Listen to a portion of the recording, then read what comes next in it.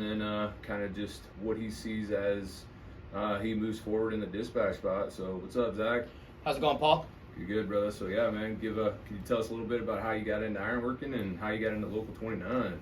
All right. Well, so one side of my family, honestly, they all work ironwork. So my dad, all my uncles, so all my cousins, including my sister, we all got into the trade. So I came out of the Navy, and my dad was sick of watching me sitting at home, and he was like, all right.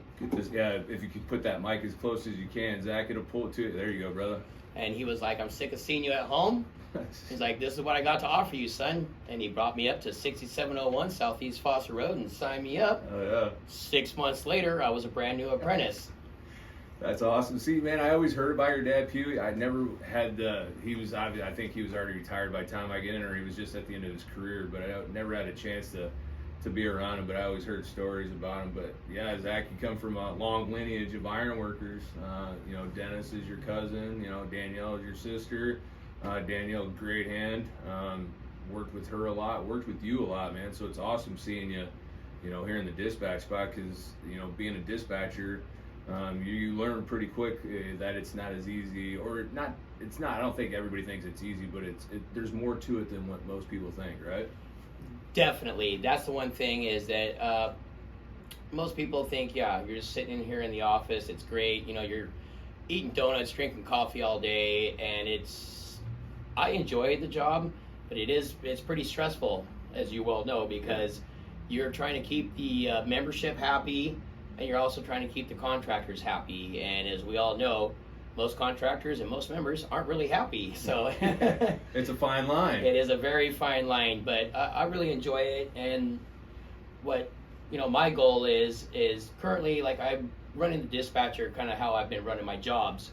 So I just expect the membership to be professional, and that's something that's super important to me. And I can't reiterate this enough, Paul, is that the 70s and the 80s and the 90s are gone, guys. They're long gone. Yep. So we are the new professional iron workers. And if I can do it, anybody else can do it. So that's something that I really would like to see in my time here as the dispatcher, is to see an even more professional workforce. We are the greatest trade in the labor construction industry, and it feels like we've kind of fallen by the wayside a little with some of our bad attitudes. And if we could right that ship, we will once again be the elite, and lead from the front instead of like sitting in the back like a bunch of knuckle draggers.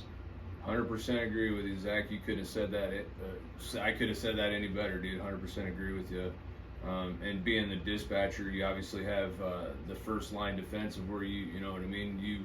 You obviously, you're on the phone with people, you're talking to people every day, so you're going to start building that rapport and those relationships with everybody, right? And you're going to notice if somebody's not doing what they probably should be or whatever. You have that, you could be that person that says, hey, dude, just kind of hearing some things around on the field, man, maybe you need to shape up a little bit, right? Tighten up that square a little bit. So that's just another part of being a dispatcher. You're like, Dr. Phil, you know what I mean? Yeah, I'm out here. First, I'm out here for the members. Yep. And then second, I'm here for the contractors. But as we all know, if we don't have our contractors, well, we don't have a job. So it's important for the memberships to understand that these contractors are providing a job for us. So we have to do a good job so they can continue to provide jobs for us. So it's just, I want us as a local to continue the professional ways that we have been using and to continue to get better.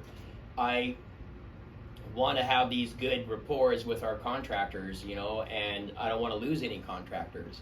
So if we keep building these good relationships, it's really going to help us out. And then that's something that I haven't really had in the past as much as that, talking to as many like superintendents as I have been in the past couple weeks. And it's actually really nice, because they just want to get their job done. Yeah. That's their whole job. Their job is to get the job done and to keep you working. So if anybody's never ran work, it's different, guys. It's Yeah. nice being out in the field. Yeah.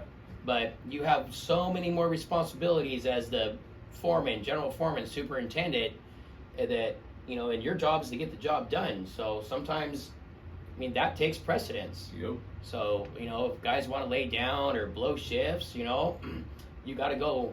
You got to go. Yeah.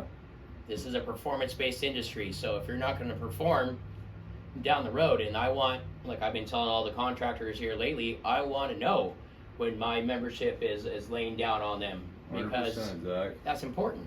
Yep. 100%, dude. Because obviously, you know, it's the age-old saying, man. One iron worker, people aren't going to just see what the one iron worker did. They're going to say, well, it's the iron workers. It's the iron workers did this. The iron workers did that.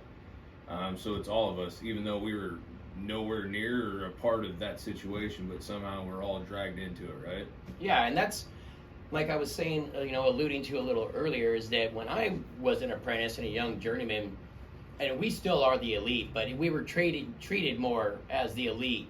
Yep. You know, people get out of their way and give us a lot more respect, you know, but we have shot ourselves in the foot with our bad attitudes like that, and hanging out in the back of the safety meetings, not paying attention. Like, we lead from the front. Yep. So you got to be in the front if you want to lead from the front, and that's something that I would like to, you know, try and instill in our membership, is that make yourself seen in a positive light, so people understand that.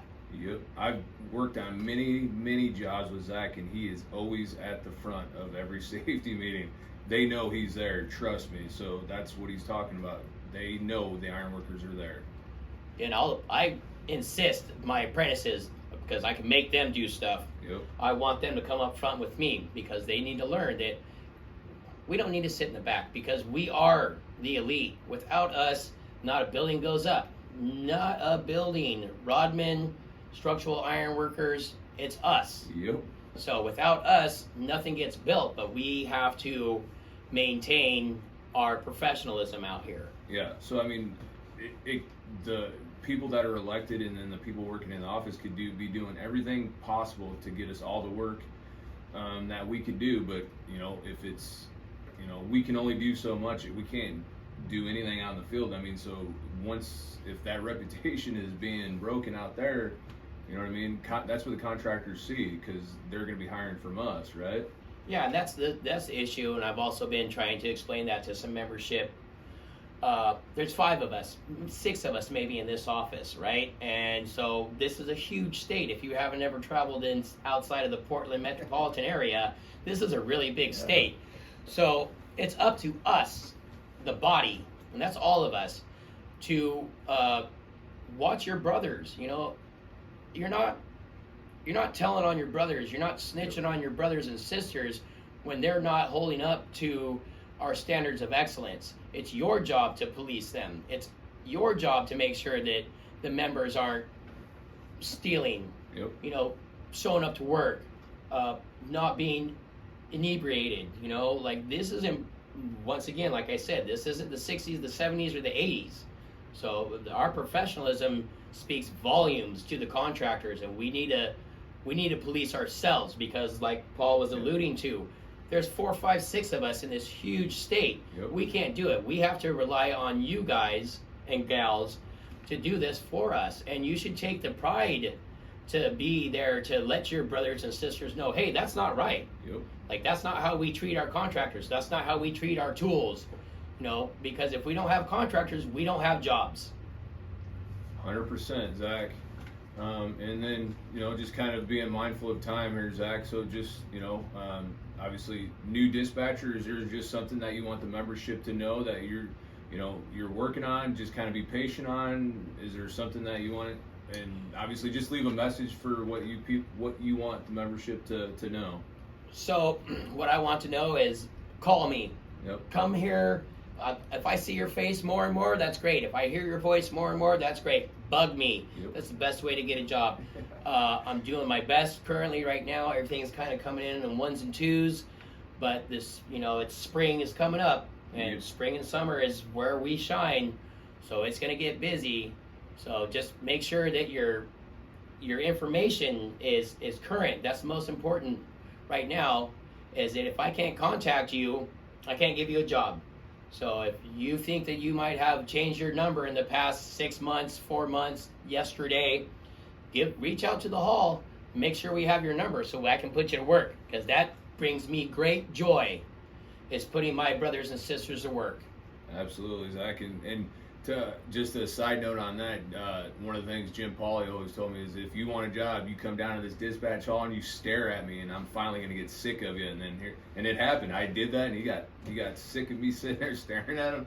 Gave me a dispatch. Here you go. Yep, so, it works. You know, so. I do miss those days, of having everybody in the hall. Yeah. But I've been having some of the younger journeymen and the new apprentices. I've been having cats call me every single day, and they're like, "Hey, are you sick of me?" I'm like, "I'm trying to get you a job. Yep. Call me tomorrow. Exactly. I will not get sick of you. I want to give you a job. Bug me." Oh yeah. All right, Zach. Well, appreciate it, brother, and we'll be hearing from you soon. So everyone, be safe. Talk to you later. Be safe.